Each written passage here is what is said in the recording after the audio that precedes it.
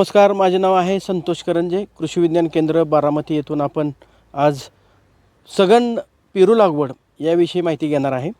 आणि या कृषक या प्रदर्शन जे 17 ते 24 जानेवारीला होत आहे, त्याच्यामध्ये आम्ही पेरूच्या सघन लागवडीमध्ये वेगवेगळ्या व्हरायटी दाखवलेल्या आहेत. मग त्याच्यामध्ये सगळ्यात महत्त्वाचं जे KVK बारामतीने विकसित केलेली रत्नदीप ही व्हरायटी आपण दाखवलेली आहे. रत्नदीप ही आकर्षक लंबगोलाकार पेरू आहे. हिरवा रंग वरून असतो, परंतु आतमध्ये जर कापला तर पूर्ण गडद लाल रंगाचा पेरू खायला अतिशय गोड असतो.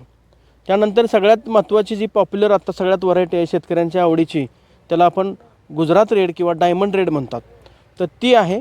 आणि तैवान पिंक, ह्या सर्व व्हरायटी आपण इथं लावलेल्या आहेत. तर यामध्ये जवळपास 15 ते 20 टन माल निघेल अशा पद्धतीचं नियोजन आहे. खरं पाहता मी हे ॲव्हरेजच सांगतो आहे, त्याच्यापेक्षाही जास्त उत्पादन निघतं आहे.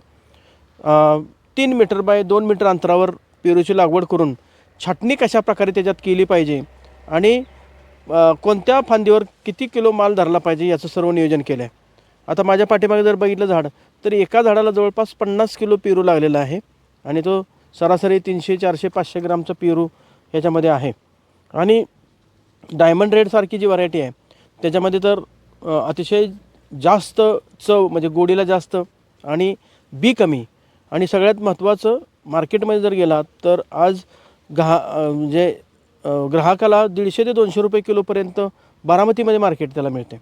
सरासरी शेतकऱ्यांनी जरी मंडईमध्ये विकला किंवा मार्केट यार्डमध्ये विकला तर 70 ते 100 रुपये किलो सहज मार्केट त्याला मिळतं.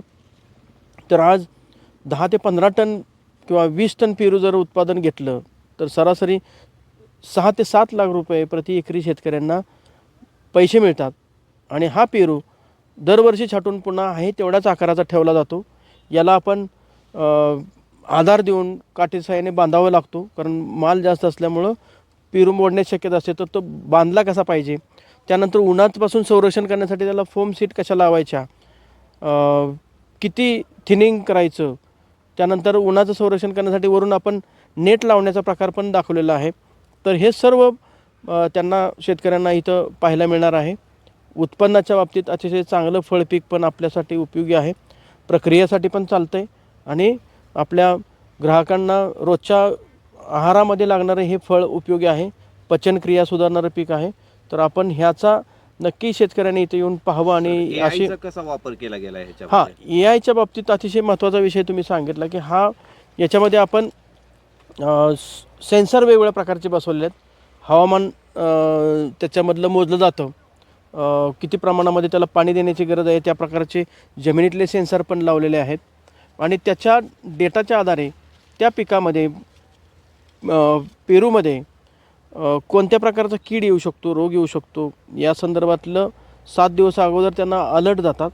तसेच पाण्याचं नियोजन हे सेन्सरद्वारे आणि वातावरणाच्या बदलानुसार दिलं जातं. त्याच्या मुळापर्यंत ते सेन्सर लावले आहेत. मुळाच्यापर्यंत किती प्रमाणात पाणी उपलब्ध आहे हे वेगवेगळ्या थरातलं पाणी त्यांना दाखवलं जातं.